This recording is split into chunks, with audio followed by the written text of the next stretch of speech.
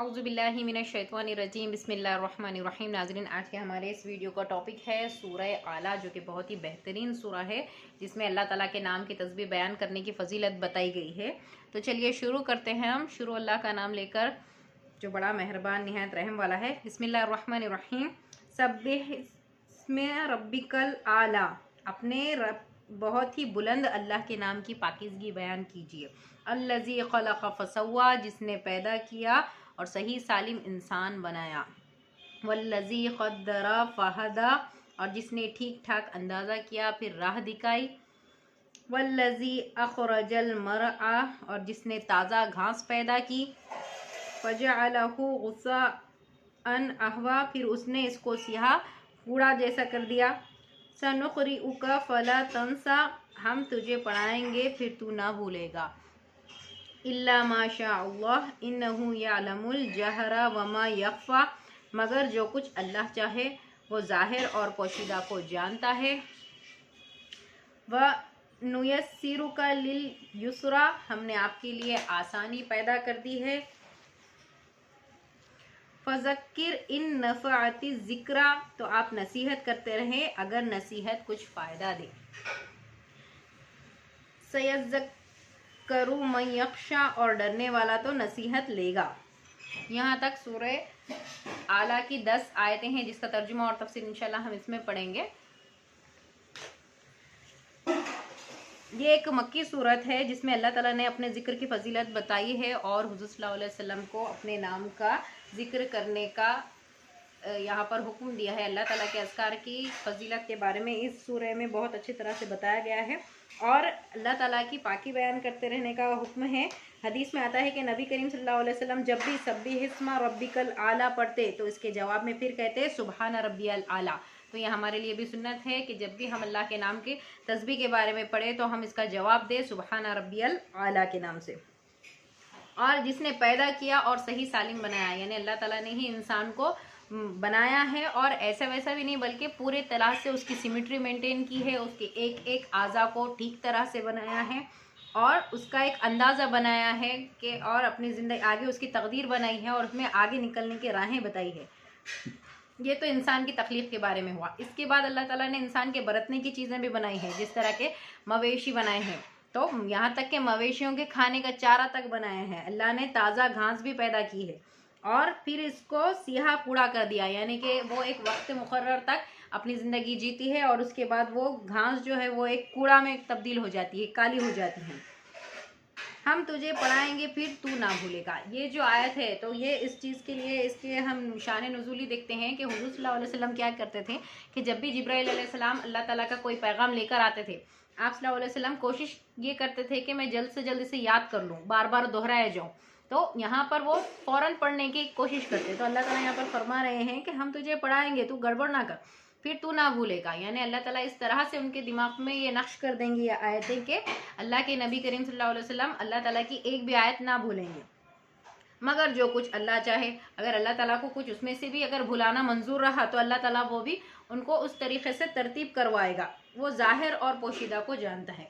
देखिए, कुरान मजीद जो है ये ता क़यामत सबके लिए एक राह दिखाने वाली किताब है और जब इसकी तख्लीक अल्लाह ताला ने जिस तरह से बंदे पर हुज़ूर सल्लल्लाहु अलैहि वसल्लम पर नुज़ूल किया इसका और जिस तरह से इसका तरतीब दे जाना था, इनके आयतों की जो बड़ाई थी, इसमें जो भी तख़फ़ीफ़ थी, तरमीम थी, ये अल्लाह ताला की तरफ से ख़ुद की गई है। इसमें किसी इंसान का अमल दखल नहीं है। यानी ये सब जो कुछ अल्लाह ताला जिस तरह से कुरान मजीद आज हमारे हाथ में है, ये मुकम्मल तौर पर अल्लाह का ही मंशा था और इसकी हिफाजत की ज़िम्मेदारी भी अल्लाह ताला ने ही ली है। यानी ता क़यामत सही राह दिखाने वाली किताब अगर कोई है दुनिया में तो वो कुरान मजीद है, जिसके ऊपर जिसके हक़ के बारे में, जिसका हक़ की गवाही ख़ुद अल्लाह ताला देते हैं। और अल्लाह ताला यहाँ पर फरमा रहे हैं कि हुज़ूर सल्लल्लाहु अलैहि वसल्लम को कि आपको पढ़ाना ये अल्लाह का काम है और आपको याद भी करवाना ये अल्लाह का काम है और उसके बाद आप इसको भूलेंगे नहीं। यानी इस तरह से आयतें आपके जहन में अल्लाह ताला नक्श करवा देंगे कि आप इसको भूलेंगे नहीं। और जो कुछ अगर अल्लाह ताला की मर्ज़ी हुई, कुछ चेंज करना भी है तो वो अल्लाह की मर्ज़ी से ही होगा, मगर जो कुछ अल्लाह चाहे, और वो ज़ाहिर और पोशीदा हर बात को जानता है। अल्लाह ताला हर चीज़ पे हर चीज़ का जानने वाला है।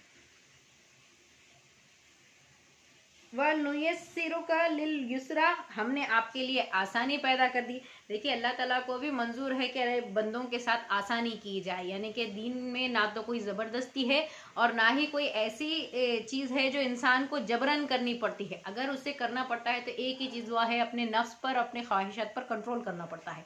बाकी फितरत के अगेंस्ट में हमारे इस्लाम में कोई चीज़ नहीं है। हर चीज़ बाआसानी और ज़िंदगी गुजारने के लिए जो फितरत के हिसाब से है, इस तरीके के हमारे अंदर हमारे पास उसूल नाजिल किए गए हैं, इस तरीके के अहकाम जारी किए गए हैं, इस तरह से शरीयत बनाई गई है कि बंदा उसमें जी भी सके, अपनी नस्ल भी बढ़ा सके और आसानी के साथ अल्लाह के दीन को अपना सके। इसलिए हमने आपके लिए आसानी पैदा कर दी। देखिए ये कुरान मजीद में कहा गया अल्फाज है और लोग हैं कि हमारे दीन को मुश्किल तरीन बताते हैं। ये शैतानी वसवसे रहते जो हमारे दिमाग में डालता है, शैतान के दीन बहुत मुश्किल है, या अल्लाह के दीन पर चलने वालों की ज़िंदगी एकदम अलग हो जाती है या मुश्किल हो जाती है, उसमें कोई आसानियाँ नहीं रहते हैं। ये शैतानी वसवसे है। लेकिन अल्लाह ताला जब खुद फरमा रहा है, इस बात का गवाह है, कुरान मजीद की लिखी गई हर एक आयत यकीनन सही है, जिसका गवाह खुद अल्लाह ताला है। उसमें किसी किस्म की कोई मिलावट नहीं है, कोई उसमें झूठ शामिल नहीं है। तो अल्लाह ताला खुद कह रहा है कि हमने आपके लिए आसानी पैदा की है। अल्लाह ताला की जो शरीयत बताई गई है दुनिया में इंसानों के लिए, जो अहकाम दिए गए हैं वो यकीनन आसान है और इस पर अमल करके एक बहुत ही सही, अच्छी और खुशहाल ज़िंदगी गुजारा जा सकता है। ये यहाँ पर बताना था। तो आप नसीहत करते रहें, अगर नसीहत कुछ फ़ायदा दे, यानी कि आपका काम, हुज़ूर सल्लल्लाहु अलैहि वसल्लम का काम तो सिर्फ नसीहत करते रहना है लोगों को, तो आप अपना काम अंजाम दीजिए, अपना नसीहत करने वाला काम ज़रूर पूरा कीजिए। डरने वाला तो नसीहत ले लेगा, जो लोग इसमें से अल्लाह से डरने वाले हैं वो यकीनन इससे नसीहत हासिल करेगा। हाँ, बदबख्त इससे गुरेज करेंगे। अब जो लोग इसको नहीं मानते हैं, जिसकी किस्मत ही ख़राब है, जिसको समझ ही नहीं आती हक़ की, तो वो लोग क्या करेंगे? वो लोग इसे रिजेक्ट कर देंगे, छोड़ देंगे। यहाँ तक सूरह आला की आयत 10 है। आगे नेक्स्ट सेगमेंट में अल्लाह ने अल्लाह ताला के ज़िक्र का बहुत बड़ी फजीलत बताई है और अल्लाह ने कहा है कि कामयाब हो गया वो शख्स जिसने अल्लाह के नाम याद किए और नमाज़ पढ़ा। इसी तवस्सुल से लोग कहते हैं कि जिसने अल्लाह ताला के 99 नाम याद किए वो इंशाल्लाह जन्नत में जाएगा। तो अल्लाह ताला जो इतना बरगज़ीदा हस्ती है, इतनी पाक हस्ती है, जो बंदों के हिसाब से उनकी ज़िंदगी में आसानियाँ पैदा करने के ख्याल से अहकामात भेजता है और ऐसे ऐसे उसूल बताता है जिसपे चलकर इंसान बहुत ही अच्छी तरह से एक पाक साफ ज़िंदगी गुजार सकता है। तो ऐसे परवरदिगार का हम शुक्र क्यों ना अदा करें, क्यों उसकी इबादत ना करें, क्यों उसमें पसोपेश करें। अगर देखिए मसला अगर है तो हमारे नफ्स का है, हमारी सोच का है कि शैतान हमारे जहन में हमेशा ख्याल डालता है कि अल्लाह की राह पर चलने वालों की ज़िंदगी मुश्किल हो जाती है, उनके लिए ज़िंदगी की कुछ रौनक़ें बाकी नहीं रहती है, जबकि अल्लाह खुद कह रहा है कि अल्लाह के जो ईमान लाए उनके लिए खुशहाल ज़िंदगी और बेहतरीन ठिकाना है। अब वो ज़िंदगी दुनिया की भी हो सकती है, खुशहाल ज़िंदगी दुनिया में भी है और आखिरत में है। लेकिन खुशहाली आप किस चीज़ को कह रहे हैं? बहुत सारा पैसा, बहुत सारा ऐशो आराम, ये खुशहाली नहीं है। दिली सुकून, इत्मीनान, अल्लाह की रज़ा, ये ज़िंदगी की खुशहाली है जो अल्लाह ताला फरमा रहे हैं कि अल्लाह के नेक बंदों को नसीब होगी। जो लोग अल्लाह पर मुकम्मिल तौर पर ईमान लाते हैं, ये उनके हक़ में ये अल्लाह ताला की सारी बरकतें, रहमतें उनके लिए ख़ास कर दी अल्लाह ने, और जिसका जिक्र भी फरमाया है। और अल्लाह ने कहा है कि अल्लाह के ज़िक्र को बार बार किया करो, अपने परवरदिगार की पाकी बयान किया करो। तो नाज़रीन, जो कुछ इस वीडियो को सुन रहे हैं उन सबसे भी अपील है कि अल्लाह ताला की बहुत ज़्यादा तस्बीह बयान किया करें, और जब भी ये आयत आएगी सब्बिह इस्मा रब्बिकल आला, इसके जवाब में सुबहाना रब्बियल आला कहना अफजल तरीन अमल है। आप भी इस पर अमल कीजिए। इंशाल्लाह नेक्स्ट वीडियो में और मिलेंगे। अल्लाह ताला से दुआ है कि अल्लाह ताला हमें अपना बहुत बहुत जिक्र करने वालों में शामिल फरमाए, हमारे ख़ताओं को माफ़ फरमाए। आमीन सुमा आमीन।